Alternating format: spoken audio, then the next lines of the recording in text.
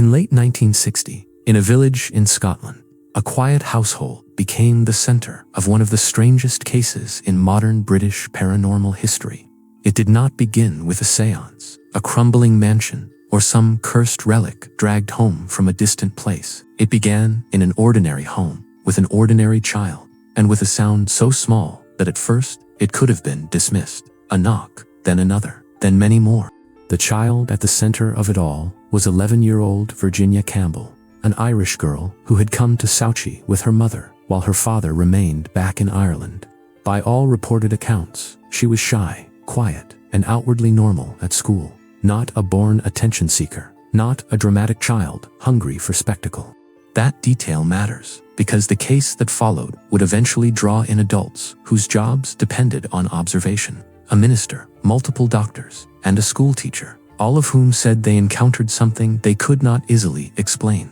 Sauchie itself was not the kind of place where people expected history to split open in the night. It was a working Scottish village, modest, practical, the sort of place where stories traveled quickly because people knew each other well enough to notice when something was wrong. A strange noise in one house could become the subject of a whole street by morning, but that also meant a false story could be challenged just as quickly.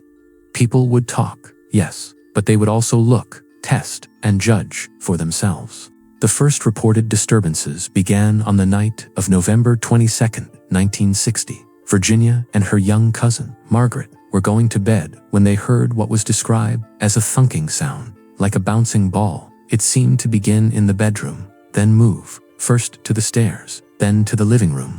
That movement is one of the details that makes the case linger in the mind, because a random creak can be ignored. But a sound that appears to follow a pattern begins to feel like intent. According to later summaries of the case, the noises stopped when Virginia fell asleep. That too would become a pattern. At first, the adults did what most adults would do. They tried to explain it away. Houses make sounds. Pipes settle. Floorboards answer changes in temperature. Children scare themselves and then infect each other with fear. In 1,000 homes across the world, that would have been the end of it. But in Sauchie, the second day made it much harder to laugh off. The following afternoon, with Virginia in the living room beside her brother and sister-in-law, a sideboard reportedly moved out from the wall by several inches and then slid back again. Heavy furniture does not perform on command. And yet the story from Sauchie says this one did just that, in daylight, with witnesses nearby, and with no simple cause immediately obvious. That is the moment when the case stopped being a child's night fear and became something the adults themselves had to confront. That evening, the disturbances intensified. Loud knocks were heard throughout the house. These were not quiet taps, mistaken for pipes or mice. These were strong enough that neighbors were reportedly called in and heard them too. The local minister, Reverend T.W. Lund, was summoned around midnight. That detail matters because Lund was not arriving as a thrill seeker. He arrived as a clergyman asked to settle a frightened household, and what he said he encountered would become one of the strongest pillars of the entire case. Lund tried to work out where the knocking was coming from. He established that the sound seemed to come from the bedhead and that it was not being produced by Virginia or anyone else in the room. Then the night turned stranger. A large wooden linen chest in the room was said to rock, lift slightly, move roughly 18 inches across the floor, then return to where it had been. That is the kind of detail that sounds impossible when read from a page, and even more impossible when imagined happening in a small bedroom while everyone present is frozen between fear and disbelief. The next day, the third day of the disturbances, Virginia again stayed home from school. That evening, Lund returned. This time, one of the most famous details of the Sauchie case was reported. Virginia's pillow, while her head was resting on it, was said to rotate by around 60 degrees in a way Lund believed she could not have caused herself. He also heard further knockings and saw the linen chest rock again. On that same occasion, the family doctor, Dr. W.H. Nisbet, was present and reportedly heard knockings and a rasping or sawing noise, while also observing an odd movement along the pillow's surface. Then the disturbances followed Virginia to school. That, to me, is where the Sauchie story becomes more unsettling than many so-called haunting cases. A bedroom can be blamed on atmosphere, family strain, or the suggestibility of the home. But a classroom is different. It is public, structured, watched. On the Friday afternoon, Virginia's teacher, Margaret Stewart, reportedly saw the lid of the girl's desk rise steeply, though Virginia did not appear to be moving it. Later, Stewart saw an unoccupied desk behind Virginia lift slightly off the floor and settle back down. She checked for strings, levers, or some obvious trick and found none. That Friday night, Dr. Nisbet kept watch again in Virginia's bedroom before she fell asleep. According to the account, later summarized by the Society for Psychical Research's encyclopedia, he observed the linen chest move about a foot, its lid open and close several times, the pillow rotate again, and a rippling movement move across the bedclothes. He described that motion as a puckering, as if something invisible were pulling at the fabric. It is one of the most eerie phrases attached to the case, because it suggests force without form, action without actor. The weekend then grew quieter, but not peaceful. On Saturday evening, the same puckering motion and pillow movement were reportedly seen again. On Sunday, Virginia was said to appear to fall into a trance-like state, during which she called out for her dog and her best friend, both left behind in Ireland. That detail shifts the story inward. It suggests that whatever was happening around her may also have been entangled with something happening inside her. Grief, displacement, longing, a young mind under strain after a profound change in life. Owen would later think along those lines, not in terms of fraud, but in terms of an unexplained force, somehow linked to Virginia herself. And then Monday brought the classroom incidents back again. While students were working quietly, Virginia approached her teacher with her hands clasped behind her back. A blackboard pointer lying on the desk reportedly began to vibrate and then fell to the floor. Stewart put her hand on the desk and felt it vibrating, even though the desk itself was not moving in the ordinary way. Then one side swung round. By that point, whatever explanation one preferred, prank, nerves, misperception, suggestion, the case had become difficult to contain within a single neat category.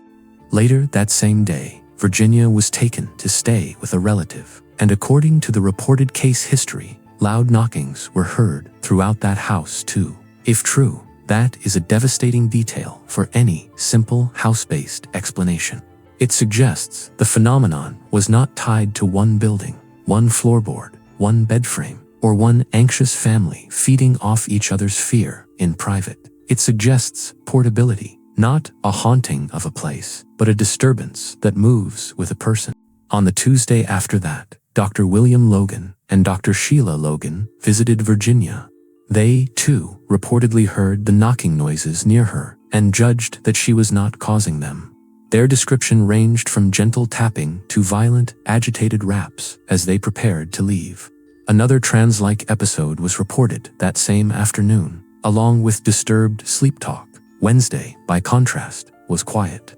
That stop-start rhythm is exactly what makes many of these cases so hard to pin down. The phenomenon does not perform cleanly for skeptics or believers. On Thursday, doctors set up a film camera and a tape recorder in Virginia's room. Between roughly 9 in the evening and 10:30, a variety of noises were reportedly heard, from light tappings to harder knocks, and the rippling bedclothes were again observed. After 10:30, Virginia reportedly returned to the strange, uninhibited talking that had been described as trance-like. At 11, Reverend Lund and 3 other ministers arrived to hold a brief service of intercession. During that service, more knockings were heard. Some of the recorded noises, including loud knocks, a harsh, rasping sound, and Virginia's scream at seeing the lid of the linen chest rise, were later broadcast on a BBC radio program about the case. After that night, the disturbances reportedly weakened and then faded. Yet one final, small echo lingered. As long as 7 weeks later, Virginia's teacher, Margaret Stewart, said that a flower bowl Virginia had placed on the desk moved across its surface in the same way a blackboard pointer had earlier done. This is one of those small aftershocks that cases like this often leave behind. Just enough activity to keep the doubt alive. Not enough to fully restart the storm, but enough to whisper that perhaps it never entirely ended when everyone wanted it to.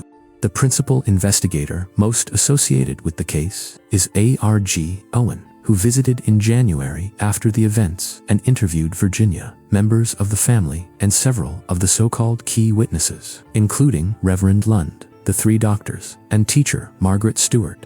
Owen's conclusion is important because he did not simply wave the case away, but neither did he rush to declare it proof of ghosts. Instead, he argued that the better attested physical phenomena, the knockings, the movements seen under observation, were hard to reconcile with fraud by Virginia or by other people present.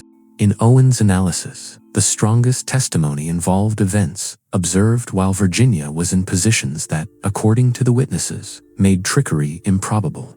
He emphasized reports that her feet were tucked in when the chest moved, that she was lying still when knockings were heard, and that observers had checked the surroundings.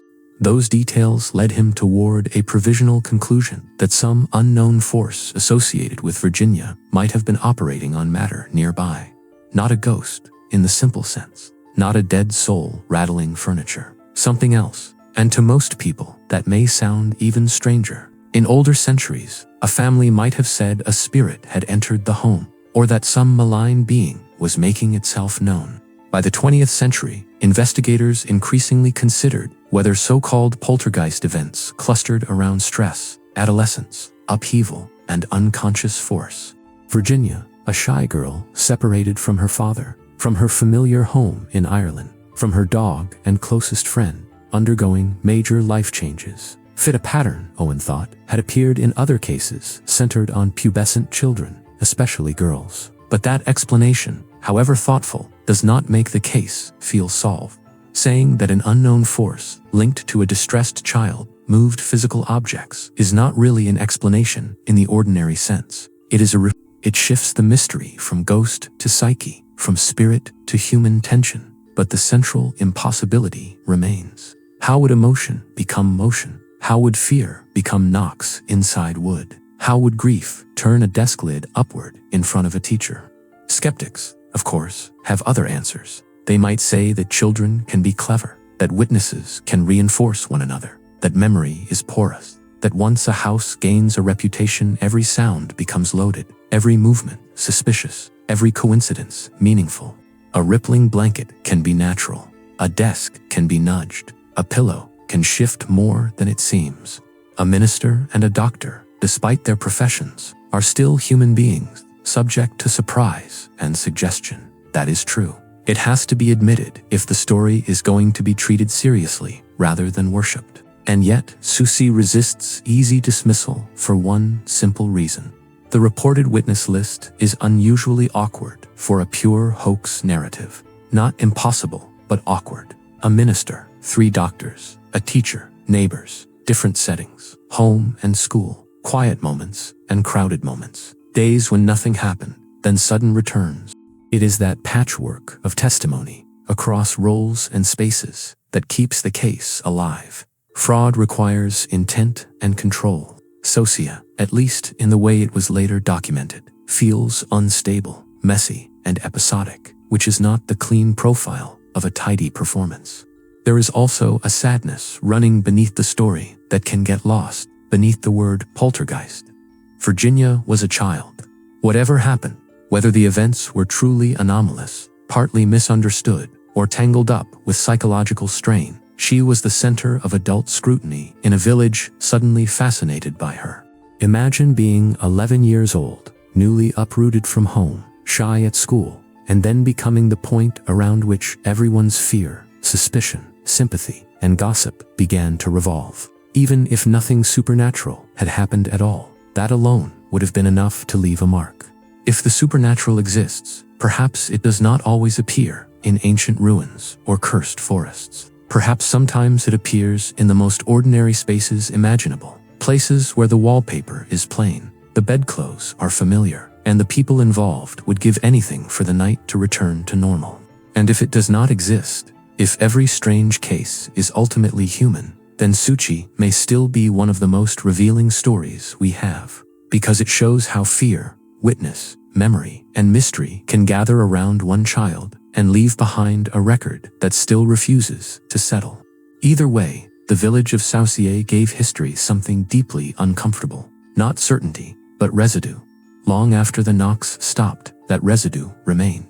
In witness statements, in books, in recorded sounds, in the uneasy space between what adults thought they knew and what they said they saw.